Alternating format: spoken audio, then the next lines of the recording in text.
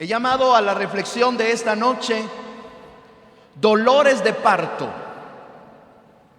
No es mi ánimo traerle ningún mal recuerdo, hermana. Dolores de parto. La ciencia dice que los dolores de parto ocupan el primer lugar de los dolores más fuertes que el ser humano puede tener. Y en este caso las mujeres son las únicas que tienen ese privilegio de sufrir dolores de parto. A los dolores de parto, en el orden le siguen el dolor de muelas. Después de los dolores de parto, el siguiente dolor más fuerte que un ser humano puede sufrir es el dolor de una muela. Y en tercer lugar, el dolor más fuerte que un ser humano puede tener también es el dolor que se experimenta por una obstrucción urinaria. Eso de que cuando dicen es que tengo piedrecitas y me están saliendo, bueno, ese dolor ocupa el tercer lugar de los peores dolores que el ser humano puede enfrentar. A esos dolores físicos, claro, tendríamos que agregarle los dolores emocionales. Esos que quizá no sentimos en el cuerpo, pero sentimos en el corazón y en el alma. Esos dolores que son provocados por una pérdida, que son provocados por el fallecimiento de un ser querido, de una traición, de una frustración. Insisto, esos dolores que no podemos sentir en el cuerpo, pero que los sentimos en nuestro corazón. La Real Academia Española define el dolor como una señal del sistema nervioso de que algo no anda bien en el cuerpo. Cuando nos duele algo es porque algo anda mal. Y no necesariamente donde nos duele. Mire qué curioso esto. Cuando nos duele algo, es nuestro sistema nervioso diciéndole al cerebro: algo está mal en este cuerpo, arréglalo, arréglalo. Y se necesita encontrar la raíz de ese dolor para solucionarlo. Esta definición sigue diciendo que el dolor es también una sensación desagradable. El dolor puede experimentarse como un pinchazo, como un hormigueo, como una picadura, como un ardor o como una molestia. De ahí que algunos padres le dicen a sus hijos: sos como un dolor de muelas. Así que cuando ya te dijeron así, ya ahora entendiste por qué te dicen así. Ocupas el segundo lugar de los dolores que el ser humano puede experimentar. Es decir, queridos hermanos y hermanas, el dolor nos hace saber que algo está mal en nuestro cuerpo, en nuestras emociones. Y necesariamente el dolor nos empuja y nos obliga a arreglar lo que está mal. No podemos decir: yo voy a aguantar este dolor hasta que pase. No, no, no. El dolor nada más es el impulso, es la advertencia: algo está mal, arréglalo. Y si no lo arreglas, vas a seguir empeorando. Los dolores de parto son el anuncio de que pronto llegará el alumbramiento. Los dolores de parto son el anuncio que finalmente terminará el embarazo, llega la bendición. De la misma manera que cuando llega un dolor, cualquiera que éste sea, es el anuncio de que hay que arreglar algo para poder estar bien. Cuando hay dolor físico, podemos tomar algo para quitarlo, y probablemente circunstancialmente el dolor se quite. Pero llega el momento en el que tenemos que tratar con el problema de raíz. Como cuando usted tiene un dolor de muela, la muela se le infecta, llega al dentista donde no quiso ir nunca y llega ya con el rostro bien hinchado, y el dentista le dice: mire, ahorita no le puedo hacer nada, tome esto hasta que se desinflame, se le pase el dolor y cuando ya no tenga dolor viene para que le arregle esa pieza. Es decir, tomar pastillas, ponernos algo para el dolor, lo soluciona medianamente, pero no lo soluciona de fondo. El dolor es algo que seguirá apareciendo hasta que lo solucionemos. ¿Le duele algo hoy? La cabeza, la uña encarnada. ¿Le duele que no hubo para los tamales hoy? No se preocupe, cualquier sábado es bueno para comer tamales. ¿Le duele que no hubo para el estreno? Para los Nike de $200. Venga conmigo y le voy a recomendar un lugar donde los consigue por $25 y son los mismos. ¿Qué le duele hoy? ¿Por qué le duele eso que le duele en su cuerpo, en sus emociones? Estas fechas de fin de año nos ponen a la mayoría muy vulnerables frente a nuestras emociones, especialmente si somos un poco pragmáticos y tratamos de evaluar en nuestra propia mente las cosas que hicimos bien, las que hicimos mal, las que no alcanzamos a hacer.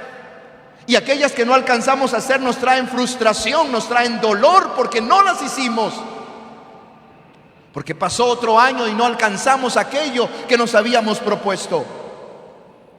Muy bien, hablando del dolor, en el primer libro de Samuel, capítulo número 30, David y su ejército nos enseñan sobre el verdadero dolor.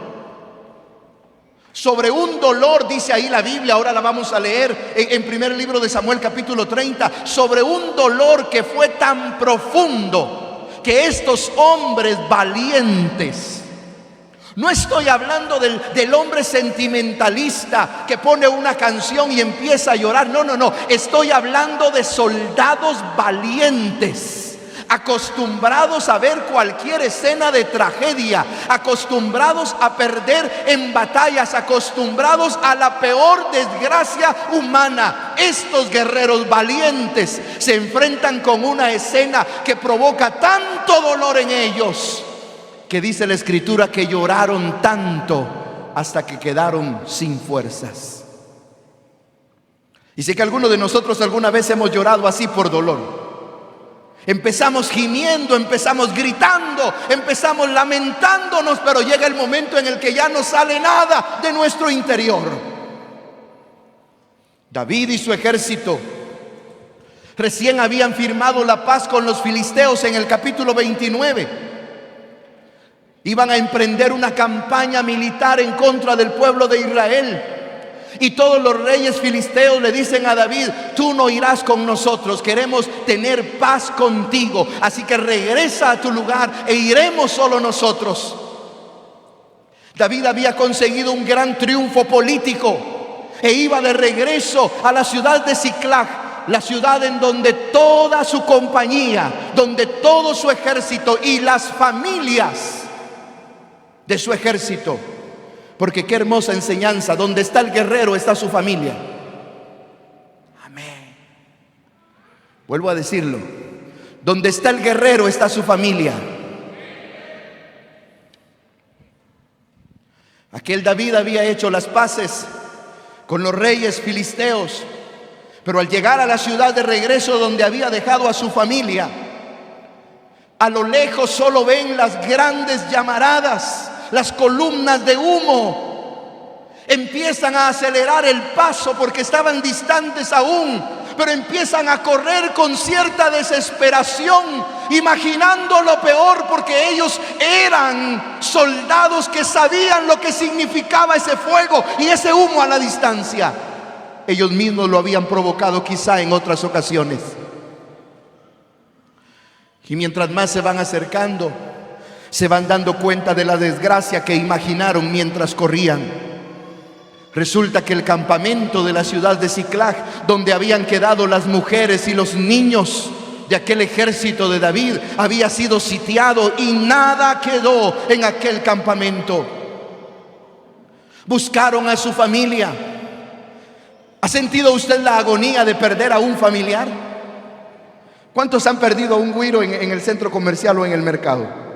Levante la mano, sea sincero, hermano. Gracias por su sinceridad. Qué bueno, habemos varios, gracias a Dios. ¿Acaso no han sido los peores segundos de nuestra vida? ¿Acaso no han sido los peores minutos de nuestra vida? ¿Dónde está?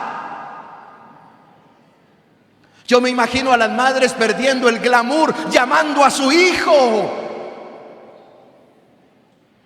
Porque ahí no se pregunta, disculpe, ¿será que ha visto a un...? No, empiezan a gritar el nombre.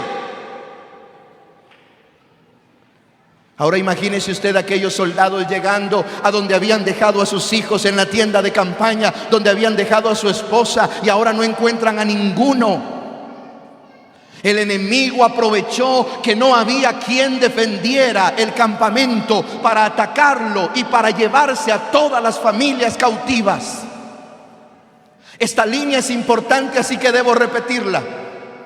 El enemigo aprovechó que no hubo ninguno para proteger el campamento. Y como no había protección, se llevó cautivas a las familias. Es lo que leemos ahí en el capítulo 30, versículo 2 y versículo 3. Gracias. Y se habían llevado cautivas a las mujeres y a todos los que estaban allí, desde el menor hasta el mayor, pero a nadie habían dado muerte, sino que se los habían llevado al seguir su camino. Quiero que note por favor este énfasis que el escritor nos deja ver. Se llevaron cautivas a todas las familias, desde el menor hasta el mayor. No consideraron ninguna distinción, todos se van cautivos. Pero escuche, no mataron, dice el escritor, a ninguno. No mataron, se los llevaron cautivos. Se los llevaron presos. Se los llevaron para que siguieran viviendo, pero como esclavos. Se los llevaron, pero para que siguieran viviendo en la esclavitud de una nueva nación. Las familias fueron esclavizadas. Este dato es importante, porque hoy estamos viviendo una escena social en la que el enemigo no está matando a las familias, las está esclavizando. Y eso es peor. Porque sí, siguen viviendo en la misma casa, porque sí, siguen siendo familia, pero siguen esclavizadas. Pero ahora están esclavizadas. En el versículo número 4 del capítulo 30, la escritura dice: entonces David y la gente que con él estaba alzaron su voz y lloraron hasta que les faltaron las fuerzas para llorar. Todos fueron embargados por ese dolor intenso, como dolor de parto, como dolor que les dejó sin fuerza. Lloraron hasta no tener más fuerzas para seguir llorando. Ellos tenían dolor por su familia. Escuche, ellos tenían dolor por su familia. Ellos sintieron dolor porque se habían llevado cautivos a sus hijos, a sus hijas, a su esposa.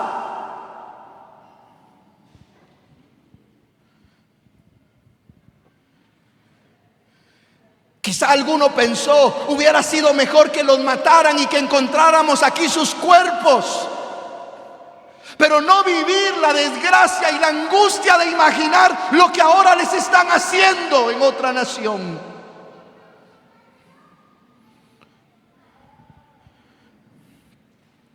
Quiero hacerle una pregunta que espero toque su corazón esta noche.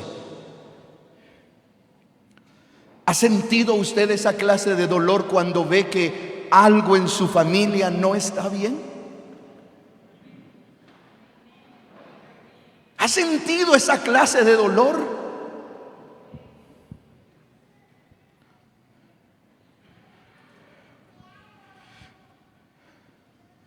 A David le llegaron dos amigas que siempre caminan juntas: la amargura y la culpa. y ellas juntas dan a luz la venganza. Pero David nos enseña a ver más allá de la amargura y de la culpa en medio del dolor más terrible.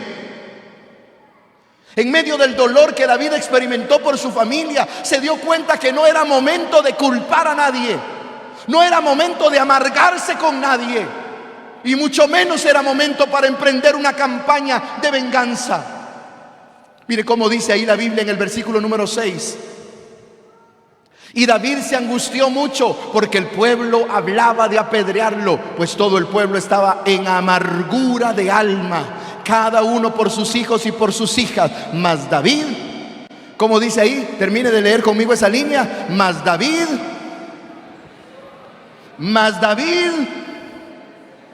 se fortaleció en Jehová. David, cuando todo mundo empezó a amargarse, empezó a buscar culpables, porque frente al dolor es lo primero que buscamos. ¿Quién tenía al niño de la mano en el mercado? ¿Quién lo soltó? Si yo te dije que lo cuidaras, ¿por qué lo soltaste? Es quizá algo natural que empecemos a buscar culpables de aquello que nos causa dolor. Pero David fue un hombre entendido que en medio del dolor, en lugar de seguir culpando, él se fortaleció en Jehová. David corrió a la fuente de todo poder. David nos debe hacer recordar lo que dice Proverbios: torre fuerte es el nombre del Señor, a él corre el justo y es levantado. En medio de todo dolor, cuando el justo corre a Jehová, Jehová lo levanta. Pero hay que correr a Jehová. Pero si no corremos a Jehová, no nos va a levantar. Lo primero fue fortalecerse en Dios. Lo primero para David fue descansar en Él. Lo primero fue aceptar y reconocer que Dios tiene el control de todas las cosas. Pero inmediatamente David se fortalece en Jehová, descansa en Jehová. La segunda acción que David hace en el versículo 7 y 8 lo vemos. Y dijo David al sacerdote Abiatar, hijo de Ahimelech: yo te ruego que me acerques el efod. Y Abiatar acercó el efod a David. Versículo 8. Y David consultó a Jehová y le dijo: ¿perseguiré a estos merodeadores? ¿Los podré alcanzar? Y él le dijo: síguelos, porque ciertamente los alcanzarás, y de cierto librarás todo lo tuyo. Quiero que note por favor esto conmigo, hermano. David se fortalece en Dios, descansa en Dios. En medio de la tragedia y en medio del dolor, reconoce que Dios tiene el control de todas las cosas. Segundo, David consulta. Pero mire la consulta que David le hace a Dios: ¿debo ir detrás de ellos? Escúcheme, porque a mí esto, hermanos, me impresionó. ¿Cómo David le está preguntando a Dios si debe ir a rescatar a su familia? Es su familia, son sus hijos, su esposa. ¿Por qué le pregunta eso a Dios?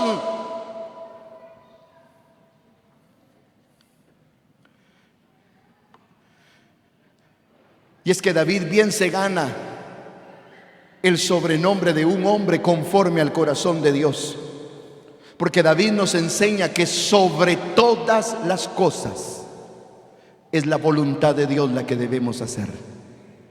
¿Me escuchó? Sobre todas las cosas es la voluntad de Dios la que debemos hacer en nuestra vida. David quiere escuchar la voluntad de Dios sobre todo. Cuando Dios le dice a David: ve y recuperarás todo, yo imagino que en ese momento David recobra la fuerza, porque entonces, esto me lo imagino ahora. Yo imagino que quizá David pensaba: ya los mataron, los dejaron tirados en el camino, pero yo no puedo ver dónde están, pero Dios sí puede ver en dónde están. Así que, Señor, ¿debo ir? Y cuando Dios le dice: ve y lo vas a recuperar todo, ¿qué seguridad cree usted que vino a David? Ellos están vivos y Dios me ha dicho que los voy a recuperar, así que voy a ir a luchar por mi familia. Por eso es tan importante escuchar la voz de Dios. Por eso es tan importante seguir la voluntad de Dios. Porque cuando hacemos la voluntad de Dios y caminamos en el propósito de Dios, entonces vamos a recuperar todo lo perdido. David supo que su familia aún vivía. En el dolor usted y yo podemos confiar en la sabiduría de Dios para tomar cualquier decisión. Ahora quiero que note conmigo esto, por favor. Los mismos hombres que en el versículo 6 leímos querían apedrear a David porque se habían amargado de alma. Estos mismos hombres, cuando escuchan que David les dice: ya consulté a Jehová y Jehová me dijo que vayamos y que vamos a recuperar todo lo perdido, esos mismos fueron con David a recuperar a su familia. ¿Sabe por qué? Porque cuando uno está perdido, porque cuando uno no sabe qué hacer, es la palabra de Dios la que nos indica el camino. Es la palabra de Dios la que nos muestra por dónde tenemos que ir. Cuando estamos desesperados, cuando ya no hay camino y no hay esperanza, la palabra de Dios es lámpara a mis pies y es lumbrera a mi camino. La palabra de Dios siempre nos va a guiar. ¡Aleluya!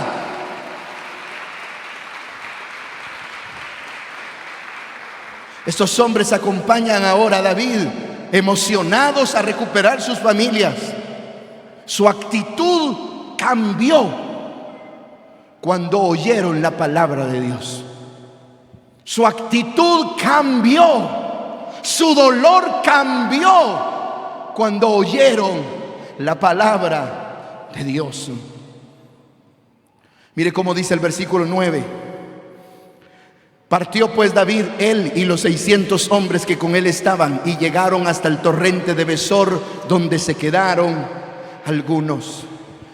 Esta acción de los hombres de David, siguiéndolo después de que él les dice lo que Dios le dijo, debe hacernos recordar aquellas palabras del apóstol Pablo en Romanos: porque la fe viene por el oír, por el oír, por el oír, por el oír. En nuestra vida debe oírse la palabra de Dios, en nuestro corazón debe oírse la palabra de Dios, en nuestra casa debe oírse la palabra de Dios.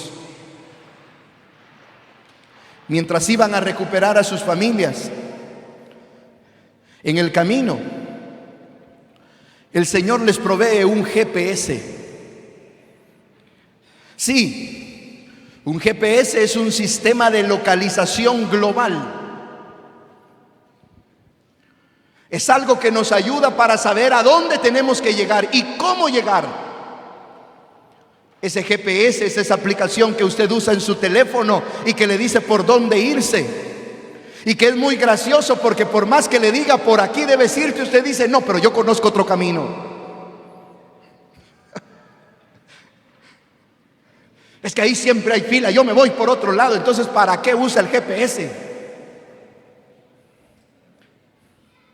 Dios le provee a David y a sus hombres un GPS para encontrar a sus familias. Escuche, ellos no sabían dónde estaba el enemigo, pero en el camino, dice la Escritura, capítulo 30, versículo 11 en adelante, mire cómo dice: y hallaron en el campo a un hombre egipcio, el cual trajeron a David y le dieron pan y comió y le dieron a beber agua.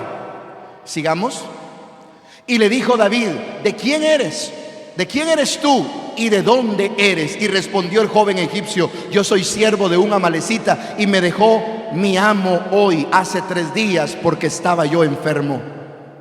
Y le dijo David: ¿me llevarás tú a esa tropa? Y él le dijo: júrame por Dios que no me matarás ni me entregarás en mano de mi amo, y yo te llevaré a esa gente. Mire el último versículo. Lo llevó pues el egipcio, y he aquí que estaban todos los enemigos, los que se habían llevado las familias, estaban todos desparramados sobre toda aquella tierra, comiendo y bebiendo y haciendo fiesta, porque todo aquel gran botín que habían tomado de la tierra de los filisteos y de la tierra de Judea.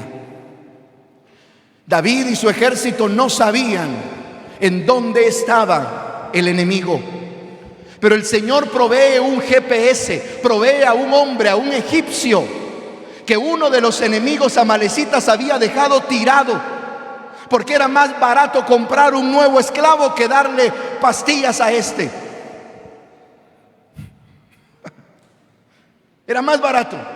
Muérete aquí, allá me compro otro esclavo y sano. Pero David lo encuentra, lo alimenta, lo cuida y le dice: me llevarás donde está tu amo, me llevarás donde está esa tropa. Y aquel hombre le dice: solo júrame que no me vas a matar, y por favor que no me vas a devolver con mi amo, y yo hago lo que tú quieras. El enemigo celebraba, usted leyó ahí conmigo, el enemigo aseguraba la destrucción de las familias. Pero ese enemigo no sabía que David y su ejército habían tenido dolores de parto. Habían tenido dolores que provocaron que se levantaran a buscar a Jehová. Habían tenido dolores que les dijeron: algo está mal en mi familia y debo hacer algo. Ese enemigo no contaba con que estos hombres habían sufrido dolores de parto, dolores que les hicieron hacer algo para cambiar la realidad en la que vivían. Ay, mi querido hermano, hermana, es que usted y yo debemos saber que el enemigo muchas veces cree que ya nos destruyó. El enemigo muchas veces cree que ya nos derribó, cree que ya no tenemos más oportunidad. Sin embargo, es tiempo de recordarnos a nosotros mismos, es tiempo de alzar nuestra voz, que sí, ciertamente a veces pasamos luchas, ciertamente a veces las cosas no nos salen como hemos planeado y como hemos orado. Pero el apóstol Pablo en 2 de Corintios capítulo 4 y la segunda parte del versículo 9, él dice: a veces estamos derribados, pero señores, no estamos destruidos, porque en Cristo somos más que vencedores. Sí, a veces estamos derribados, a veces nos encontramos en el suelo como estas familias, y el enemigo celebraba comiendo, estaba desparramado celebrando la victoria. Pero habían hombres con dolores de parto diciendo: estamos derribados pero no destruidos, porque Jehová ha dicho que vamos a recuperar todo lo que hemos perdido. A veces estamos derribados, a veces las cosas salieron mal, pero no estamos destruidos. Jehová nos sostiene. ¿Me está oyendo? Jehová nos sostiene. Jehová nos sostiene.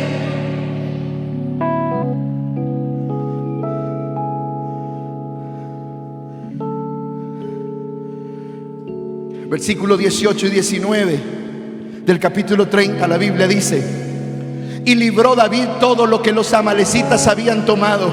¿Cuánto libró David? ¿Cuánto libró David?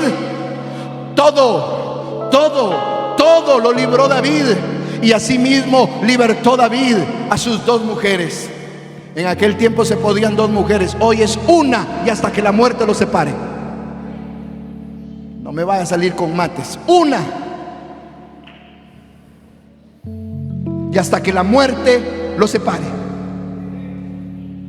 Un día después del entierro, si quiere, lo caso con alguien más. Otro día explico por qué ahí a David le permitían 2. Sigamos. Y no les faltó cosa alguna, chica ni grande. ¿A quiénes se habían llevado los enemigos? Desde el menor hasta el mayor. Y David recuperó todo y no hizo falta cosa, ni chica ni grande, así de hijos como de hijas, del robo y de todas las cosas que les habían tomado. Todo lo recuperó David. Estos versículos se resumen muy bien ahí. Todo lo recuperó David. Fue un descuido. El enemigo aprovechó ese descuido para esclavizar a las familias. Y escúcheme, no las quería muertas, las quería esclavizadas. Pero David lo recuperó todo. Hermano y hermana,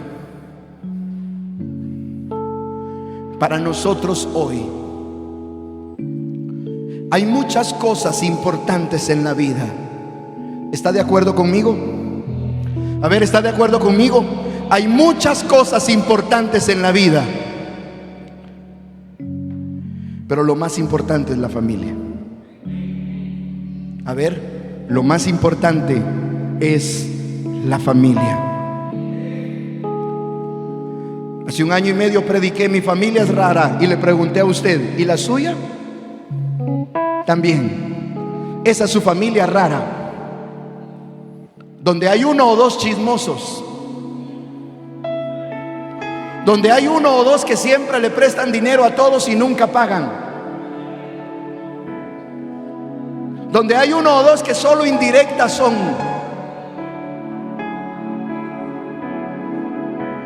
donde hay 1 o 2 que se creen Tarzán.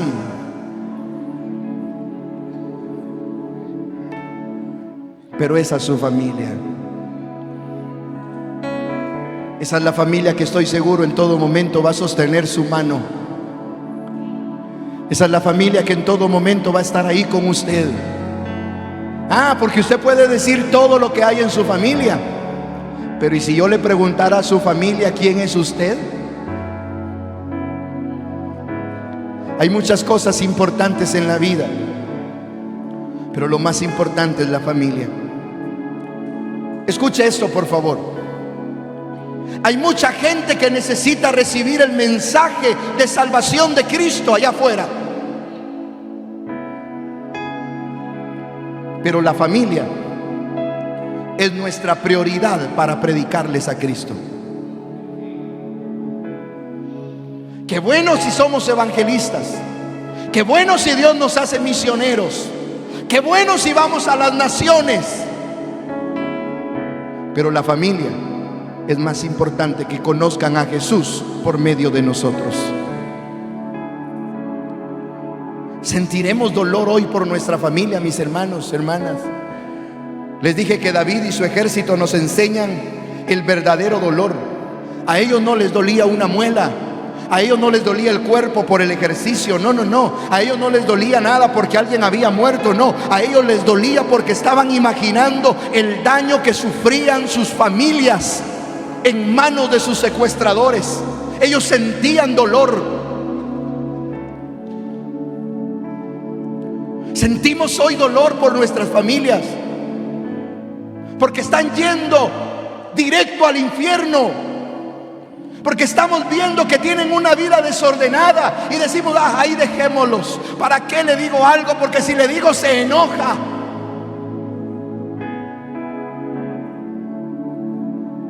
Sentimos ese dolor.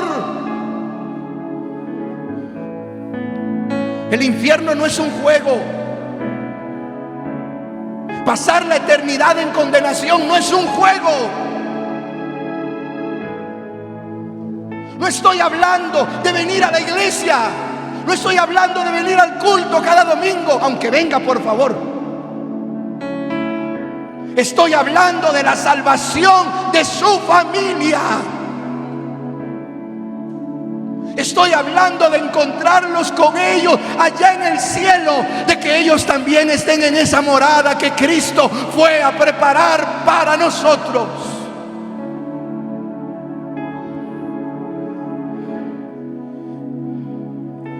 Un esclavo es aquel que sirve a otro. Y muchas de nuestras familias están siendo esclavos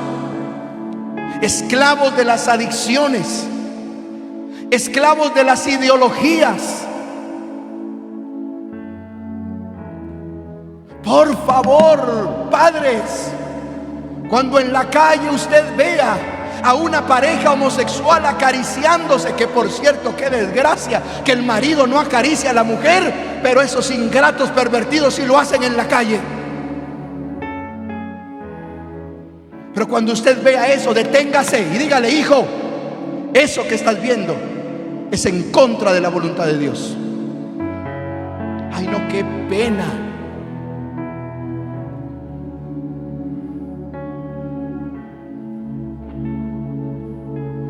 Con pena van a entrar al infierno.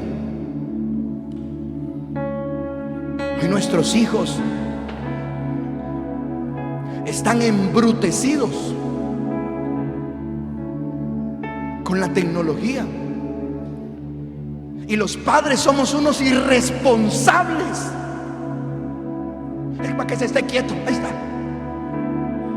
Agarra el teléfono, agarra la tablet, anda a la compu. No sea negligente. Ay, pastor, no solo cómo me costó venir y usted me regaña. Me alegraré si sale incómodo hoy de aquí. No sea negligente.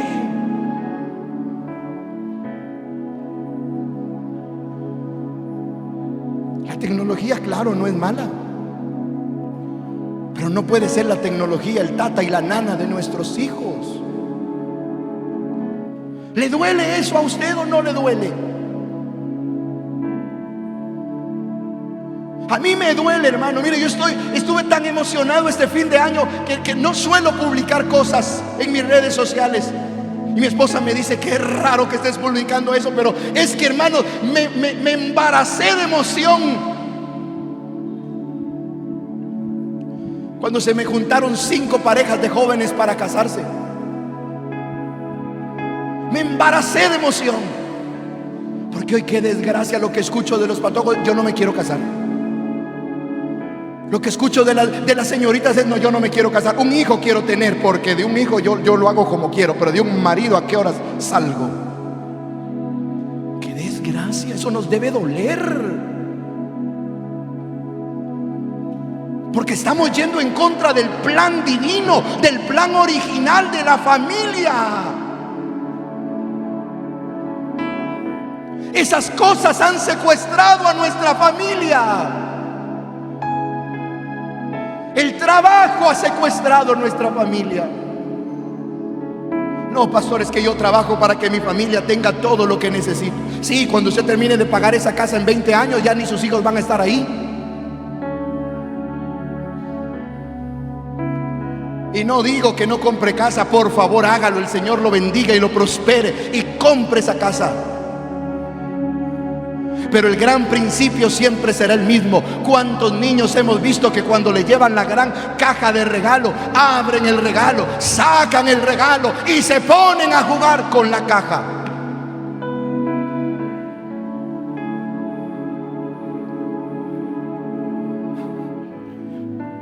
Porque los niños lo necesitan a usted. Iremos a salvar a nuestra familia. Permítame decirle, el Señor nos ha dado un GPS a nosotros. A David, Dios le dio un egipcio.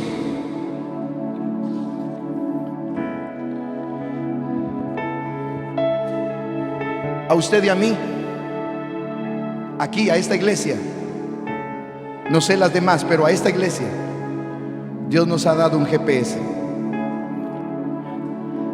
¿Alguien alcanza a leer cómo dice el título de esta revista? ¿Cómo dice ahí? ¿Cómo dice ahí? Altar familiar. ¿Sabe cuál es el GPS? El altar familiar.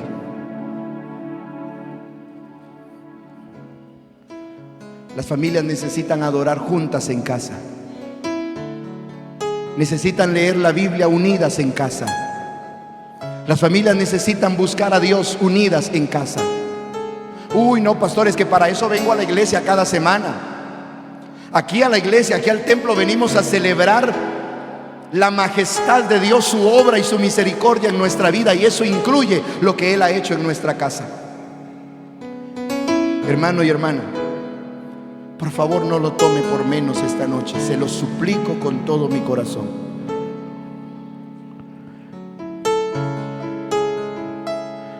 Hagamos el altar familiar.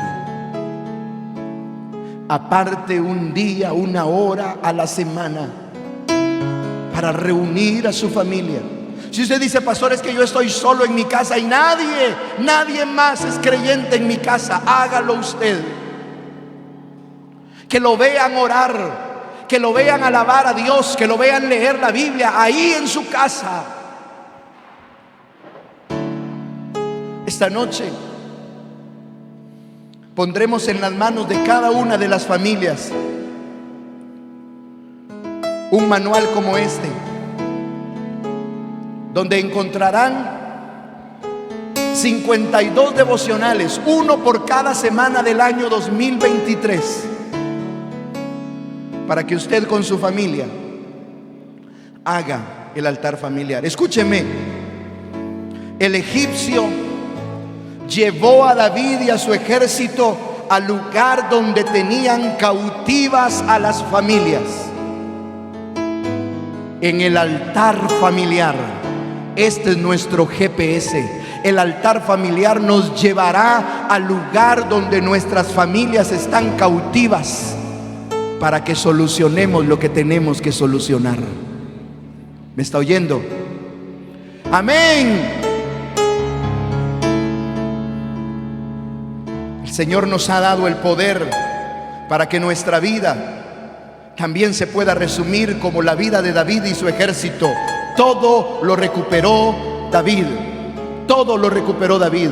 Dios quiere que usted recupere todo lo que se ha perdido en su familia: la comunión con Dios, la devoción al Señor, el buscar a Dios juntos, hermano. Todo lo que se ha perdido, todo el terreno que le hemos permitido al enemigo ganar en nuestra casa y ganar en nuestra familia, es tiempo de recuperarlo todo. Y Dios nos da su palabra, Dios nos da, hermanos, la oportunidad por medio del altar familiar. No lo tome por menos. Por medio del altar familiar,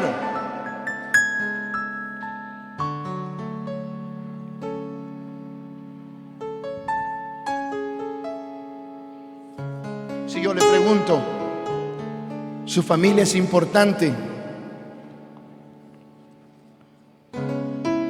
¿Qué me diría? ¿Sí o no? Si usted lleva a su hijo de la mano en la calle y de pronto siente que del otro lado alguien hace fuerza para arrebatarle a su hijo, ¿qué hace usted? Usted lo toma con más fuerza. Usted pelea, usted grita, usted araña y muerde, pero nadie se va a llevar lo que es suyo. Que el enemigo no se lleve a su familia. Que el enemigo no se lleve a nuestras familias. Que el enemigo no se lleve la bendición que Dios nos ha dado, la bendición de nuestra familia. Algunos de nosotros necesitamos hoy sentir dolores de parto. Necesitamos sentir esos dolores que nos hacen ver los males que están pasando en nuestra familia. Y necesitamos levantarnos como David para recuperar todo lo que se ha perdido.